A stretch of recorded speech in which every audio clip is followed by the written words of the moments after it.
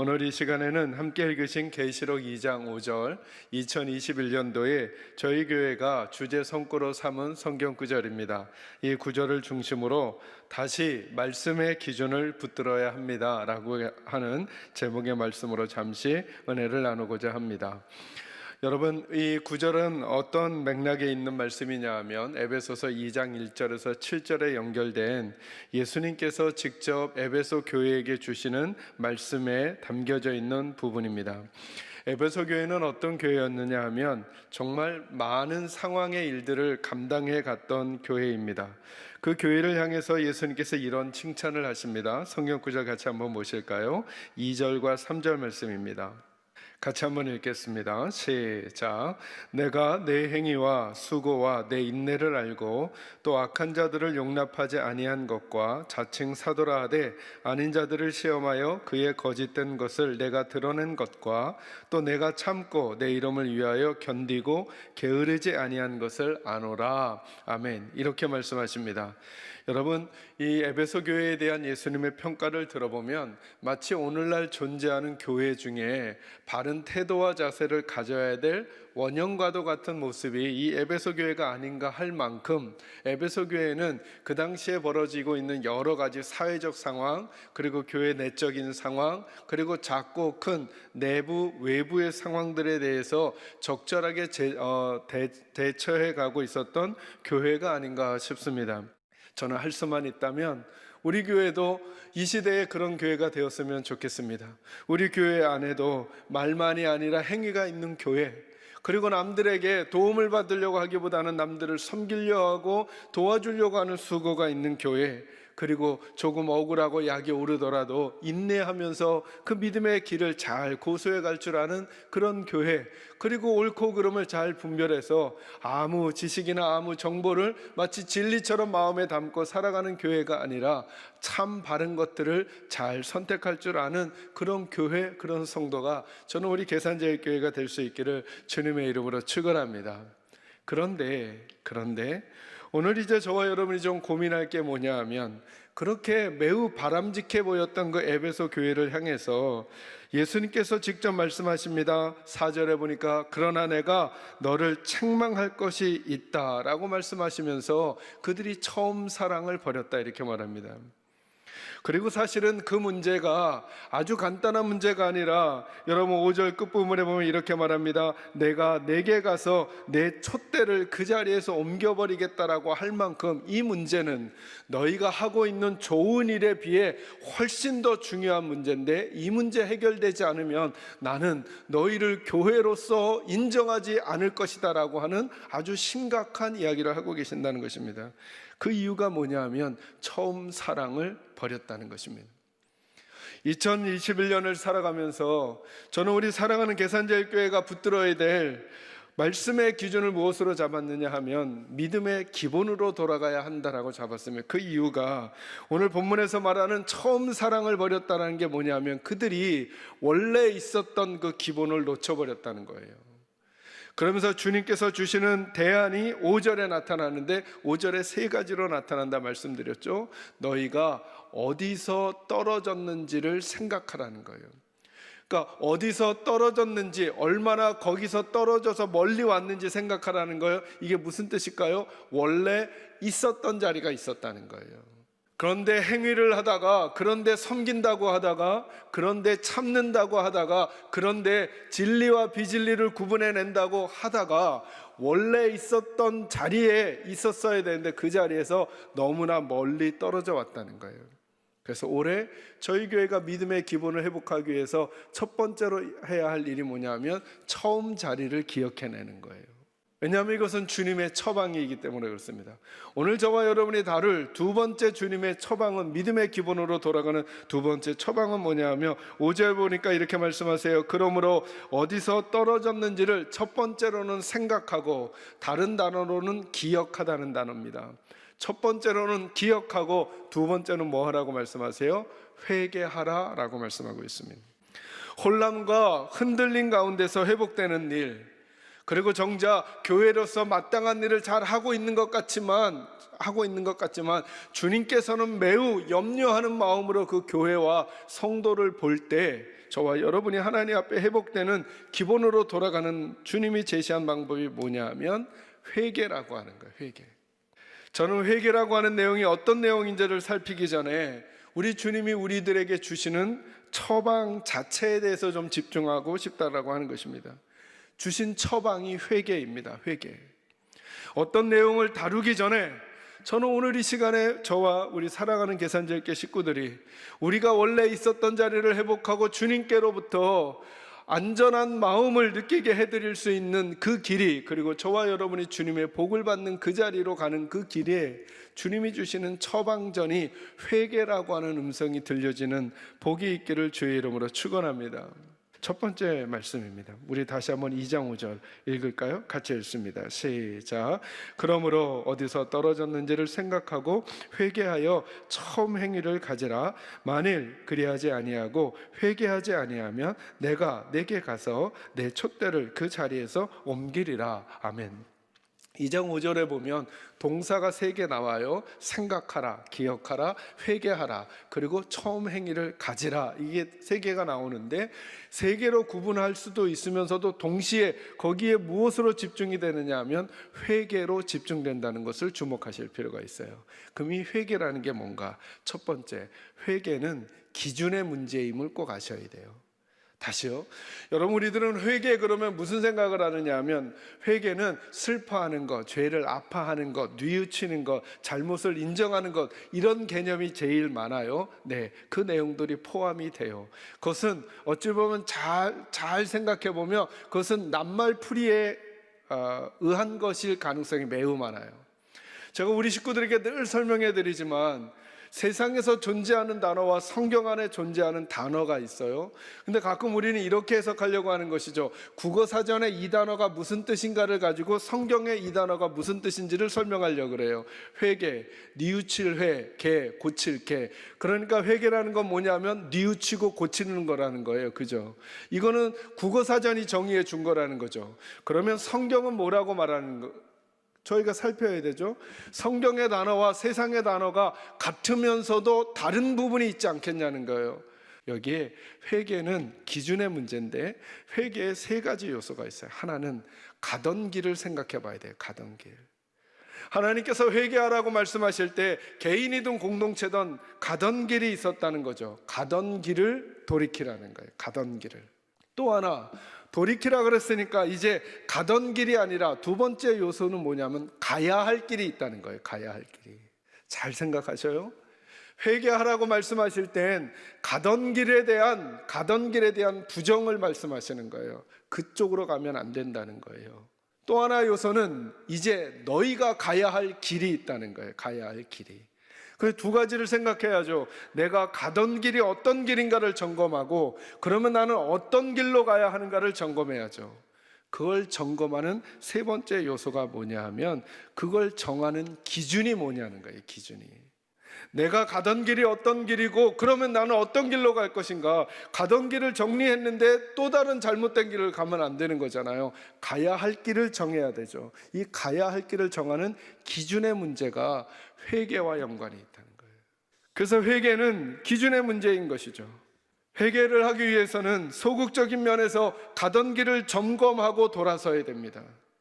나의 길, 나의 판단, 나의 결정, 이것들을 한목으로 묶어서 이렇게 물음할 수 있어요. 나 이렇게 살아도 되는가를 하나님 앞에 여쭤보는 태도가 필요하다는 거예요. 목사로서, 교육자로서, 성도로서, 부모로서, 자녀로서 한 사람의 하나님 앞에 하나님의 자녀로서 나 이렇게 살아도 되는가를 진지하게 묻는 물음이 있어야 회개가 소극적인 면에서 출발된다는 거예요. 적극적인 면은 뭘까요? 그러면 어느 길로 가야 할까? 이게 무슨 뜻일까요? 어느 길이 하나님의 길이고 어느 것이 하나님의 계획이고 어느 것이 하나님이 원하시는 방법인가? 이걸 묶어서 이렇게 질문할 수 있는 거죠. 나 하나님 쪽으로 가고 있는가? 그걸 정하는 기준이 회개와 관련된 것이라는 것입니다. 그 기준의 문제가 중요한 것입니다. 무엇이 나의 기준이며 무엇이 내 삶의 가치인가? 나는 하나님 말씀 편인가, 사람 편인가? 나는 내가 옳다고 느끼는 것에 의로움의 편인가, 나는 하나님의 말씀의 편인가? 라는 생각을 해봐야 한다는 것입니다. 그러고 보니까 성경에 나타난 회개적 상황이 이 세 가지 요소를 늘 가지고 있어요. 이스라엘 백성들은 애굽을 떠나야 했어요. 그죠? 그리고 가나안으로 가야 했던 거죠. 무엇 때문에요? 하나님의 말씀이라는 기준 때문에. 재밌죠? 또요, 그들은 이전 생활을 버려야 했어요. 그리고 새로운 삶을 살아야 했어요. 왜냐하면 하나님이 주신 십계명 때문에. 그들은 하나님이 말씀하시기 전에도 자기들이 살아가던 인생길이 있었어요. 그게 애굽의 인생길이었어요. 근데 어느 날부턴가 그들은 가나안으로 가야 할 길을 가게 된 거예요. 왜요? 분명한 기준 때문에요. 그 기준이 하나님의 말씀, 명령 때문이었던 거죠. 이게 회개예요. 내가 살아가던 애굽의 인생길이 있었는데 이제는 가나안으로 가는 거죠. 왜요? 가나안으로 가고 싶어서가 아니라 하나님이 가라고 하시니까. 그들은 이전에 먹고 살아가는 삶에 자기들의 가치가 있었어요. 근데 이제는 하나님의 계명에 따라 해요. 왜요? 하나님이 십계명을 주셨으니까. 그 이전과 그 이후가 다른 거죠. 그래서 제가 늘 저희 교회 식구들에게 말씀해 드리는 거예요. 믿음은 가치를 바꾸는 거예요. 이게 회개예요. 내가 가지고 있던 생각을 버리고 하나님의 생각을 넣고, 그리고 그 기준 때문에 하나님께로 가는 거예요. 이것이 믿음이며 이것이 회개인 거죠. 이번 주에 한번 저와 여러분이 올 1년 동안 우리의 인생을 살면서 이 부분 한번 생각해 보는 거죠. 우리에게 기회가 주어질 때마다, 아니면 내게 위기가 찾아올 때마다, 아니면 기회가 찾아올 때마다 항상 묻는 거예요. 위기가 왔을 때도 묻는 거죠. 나 요즘 제대로 걸어가고 있는가? 기회가 왔을 때도 물어보는 거죠. 스스로에게 나 요즘 제대로 걸어가고 있는가?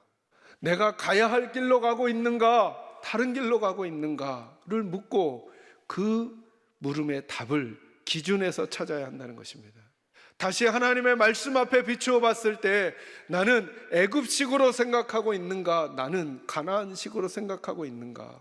하나님의 계명에 비추어 봤을 때 나는 구원받기 이전의 스타일로 나는 지금도 또 살아가고 있는가? 아니면 그 이후의 삶을 살아가고 있는가를 점검하는 지혜가 저와 여러분에게 있기를 바라고, 삶이 혼란스럽거나 요란하면 요란할수록 믿음의 기본으로 돌아갈 때 주 앞에 이 기준의 문제로 회개를 풀어가는 지혜가 저와 여러분에게 꼭 있기를 주의 이름으로 축원합니다. 두 번째로는 회개는 방향의 문제입니다. 돌이키는 거 좋죠. 돌아서는 거 좋아요. 맞아요. 뉘우치는 거 좋아요. 우리는 수도 없이 뉘우치고 수도 없이 돌이키려고 하죠. 그런데 더 중요한 요소가 뭐냐 하면 방향이라고 하는 거예요. 방향. 돌이킨다는 것 자체가 방향을 바꾸는 거죠. 성경에 나타난 모든 회개한 사람들을 보면 그들은 방향을 바꿉니다. 하나님의 요구도 보면 이렇게 말씀하세요. 내게로 돌아오라, 이렇게 말씀하세요. 방점은 어디에 찍혀야 되느냐 하면 돌아오라 이전에, 이건 첫 번째에 다뤘으니까 방점은 어디에 찍혀야 되느냐 하면 하나님께로 라고 하는 방향이에요. 어디로 돌아갈 것인가냐, 어디로.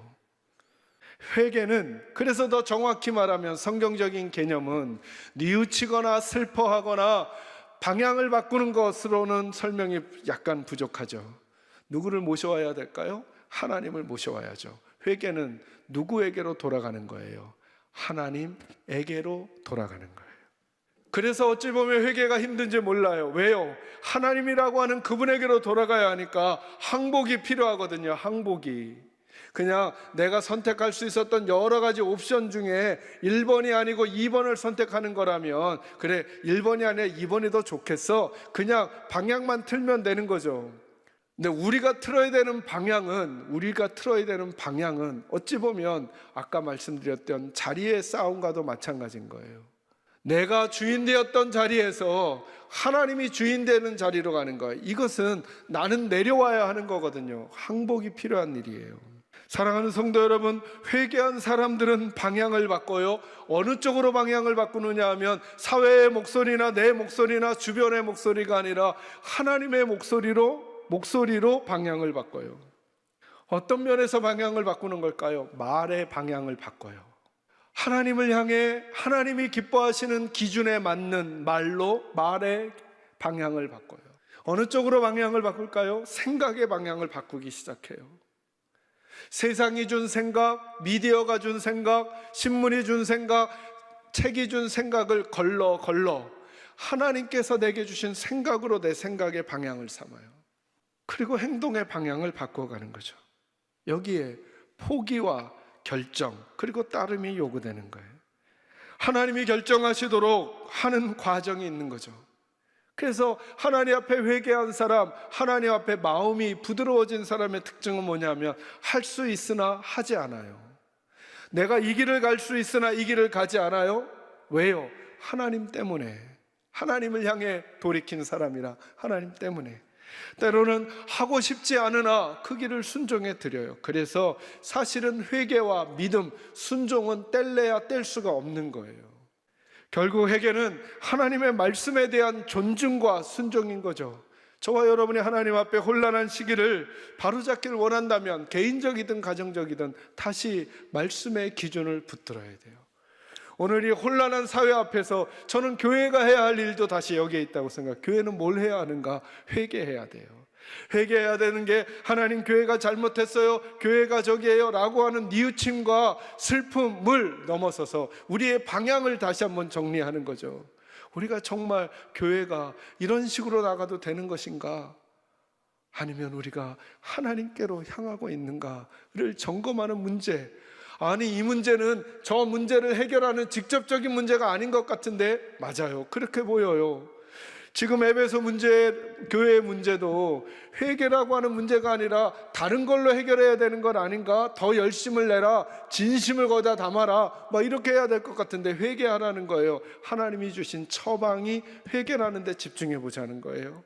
오늘 우리들에게, 오늘날 우리들 교회들에게 제가 하나님 앞에서 하는 방법 중에 하나 그냥 팁으로 드린다면, 저는 섬세한 인도하심에 순종이 어려울 때, 아주 민감한 문제가 무엇이 옳고 무엇이 그른지를 잘 모를 때, 그 순종이 어려울 때 저는 하나님 앞에서 제가 하는 게 있어요. 아주 선명한 인도하심부터 순종해 가는 거예요. 여러분, 저와 여러분이 사는 민감한 인생에 이것을 선택할까 이것을 선택할까는 때로 섬세하게 인도하심이 오지 않을 때가 있어요. 우리가 분별하기 어려울 때가. 그런데 선명한 인도하심은 성경에 분명히 있어요. 그거부터 점검해 가는 거예요. 나는 이 선명한 인도하심에 위배되고 있는가, 선명한 인도하심부터 지켜가고 있는가를 점검해 가는 거죠. 왜요? 회개와 믿음, 순종은 모두 다 방향의 문제이기 때문에 그래요. 사랑하는 계산자에게 식구 여러분, 여러분은 요즘 하나님을 향해 계십니까? 아니면 다른 많은 것들만 마음에, 다른 많은 것들만 눈에, 시야에, 생각에 차 계십니까? 저와 여러분의 혼란함을 정리하기 위해선 다시 우리의 방향을 하나님께로 향해야 함을 마음속에 담으시고 그리하시는 우리 백성들, 우리 사랑하는 성도들이 되기를 주의 이름으로 축원합니다. 마지막 세 번째로, 회개는 은혜의 문제입니다. 그만큼 회개가 힘든 것이죠. 아까도 그런 비유를 드렸듯이 죄를 더 많이 짓고 악한 사람이 회개하라 그러면 더 회개를 할 것 같은데 회개가 더 잘 되지 않아요. 도리어 하나님 앞에 더 민감하게 사는 사람은 회개하라 그러면 자꾸 회개가 되는 법이에요. 그래서 생각해 보니까 회개는 내 결단의 문제를 넘어서서 은혜예요. 은혜. 많은 경우 이렇게 설명하죠. 은혜를 받기 위해서는 회개를 해야 한다. 여러분, 회개하십시오. 그런데 회개가 안 돼요. 제가 깨달은 건 은혜를 받으면 회개가 돼요. 머리로는 뭘 잘못했는지 알고 있어요. 그런데 회개하지 않아요. 은혜 없이는. 그런데 하나님이 은혜를 주시면 회개할 거라고 생각하지도 못했던 것까지도 회개가 되는 거예요. 그러니 전 여러분에게 이렇게 마지막으로 정리해드리고 싶은 거예요. 회개는 은혜가 필요한 거예요. 은혜를 받아야 진짜 저와 여러분이 깨끗해질 수 있어요. 그러니까 만약에 저와 여러분의 마음속에 우리 주님을 10번 부르고 수백 번 생각하는데도 마음에서 눈물이 나지 않거나, 마음에서 뉘우침이 되지 않거나, 마음에서 죄가 고백되지 않거나, 마음에서 돌이켜지지 않고 있다고 한다면 이렇게 물어보자는 거죠. 나는 요즘 은혜 없이 사는 것은 아닌가? 나는 은혜 없이 사는 것은 아닌가? 입으로는 행위를 말하고, 입으로는 수고를 말하고, 입으로는 인내를 말하고, 입으로는 옳고 그름을 말하는데 나는 정작 은혜로 사는 게 아니라 난 여전히 내 갈 길을 내 힘으로 가는 거구나. 마치 하나님과 평행선인지 몰라요. 하나님도 당연히 이 길을 가시겠거니 하고 가는데, 하나님의 목적지랑 내 목적지가 전에는 반대쪽이었다면 가기는 가는데 이젠 평행선이 돼버리면 이건 반대쪽으로 가는 것과 똑같은 결과를 낳을 뿐이죠. 하나님과 함께 가야죠. 여기에 은혜가 필요한 거예요. 그래서 은혜 있는 자가 깨닫게 되고 은혜 없는 자는 깨닫지 못하는 거죠. 전 그래서 자꾸 예수님의 말씀이 이해가 돼요. 귀 있는 자는 들을지어다, 이렇게 말씀하세요. 들으니. 은혜 없는 자들의 특징이 뭐냐 하면 귀가 있어도 듣지 못하고 눈이 있어도 보지 못한대요. 그들이 못 본 게 아니라는 거예요. 안 들은 게 아니라는 거예요. 안 들리고 안 보인다는 거예요. 앞에 있는데. 왜냐하면 은혜가 없기 때문에. 은혜 있는 자는 들리는 거예요. 다윗은 나단 선지자가 왔을 때 어떤 비유를 말해주는데 자기 마음이 찔리는 거예요. 그리고 그 찔림을 덮는 게 아니라 하나님 앞에 항복하는 거죠. 그리고 방향을 하나님께로 돌리죠. 하나님 앞에 은혜 있는 자들의 특징이 뭐냐 하면 하나님께로 모든 문제를 해결한다는 거예요. 요셉은 보디발 장군의 아내가 유혹했을 때 그 보디발 장군의 아내를 거절하면서 한 표현이 있어요. 뭐라고 말하느냐 하면, 당신의 남편이 이 집안의 모든 것을 나를 믿고 맡겨줍니다. 그런데 한 가지만 예외로 합니다. 그게 바로 당신인데 내가 어찌 그 보디발 장군을 배신하고 당신을 범하겠습니까? 이렇게 말하지 않아요. 이렇게 말해요. 보디발 장군이 당신 외에 모든 것을 나에게 맡겨주는데 내가 어찌 하나님께 악을 행하여 범죄하겠습니까? 이렇게 말해요. 그는 그 문제도 하나님 앞에서 푸는 거죠. 전적으로 하나님을 사모하며 하나님을 바라보는 거예요. 그때 주시는 은혜가 회개인 거죠. 저는 오늘 이번 한 주간에 우리 사랑하는 성도들 가운데, 그래 나도 하나님께로 방향을 돌리고 싶다 사모하는 마음으로 은혜를 구할 때 하나님께서 저와 여러분에게 은혜를 주시기를 바랍니다. 그래서 우리에게 진정한 방향을 바꾸는 것과 하나님을 향하는 우리들의 발걸음이 시작되는 변화가 저와 여러분에게 꼭 있기를 주의 이름으로 축원합니다. 여러분, 하나님의 은혜를 사모하셔야 됩니다. 하나님의 은혜는 없는 것 중에 있는 것을 만들어내시고, 하나님의 은혜는 불가능 가운데 가능을 만들어내시고, 하나님의 은혜는 메마른 가운데 생명력을 만들어내실 수 있습니다. 사랑하는 성도 여러분, 우리의 본질을 놓치지 마십시오. 우리는 하나님 없이는 못 삽니다. 하나님 없이는 못 삽니다. 하나님이 전적으로 우리를 다스려 주시기를 기도해야 합니다. 간구해야 합니다. 상황이 좋다고, 상황이 어렵다고 함부로 마음을 놓거나 함부로 절망할 수 없는 것이죠. 여러분은 어떤 상황 가운데 요즘 있습니까? 전 그래서 우리에게 은혜가 필요함을 정말 하나님 앞에 간구합니다. 하나님, 우리 자녀들에게 하나님의 은혜가 필요합니다. 하나님 꼭 붙들어 주셔야 됩니다. 하나님, 우리 가정에 하나님의 은혜가 필요합니다. 하나님, 우리 교회에 하나님의 은혜가 필요합니다. 하나님, 우리 나라에도 하나님의 은혜가 필요합니다. 그 은혜만이 우리로 하여금 우리들의 해야 할 일을 넘어 우리가 할 수 있는 그 방향을 가게 하는 힘을 주시기 때문에 그렇습니다. 다시 우리 사랑하는 성도들에게 하나님의 말씀이 들려오는 복이 있기를 주의 이름으로 축원합니다. 그 말씀의 기준을 회복하고 하나님의 마음을 깨닫고 하나님의 은혜 가운데 살아가시는 그 복이 저와 여러분 모두에게 꼭 있기를 주의 이름으로 축원합니다.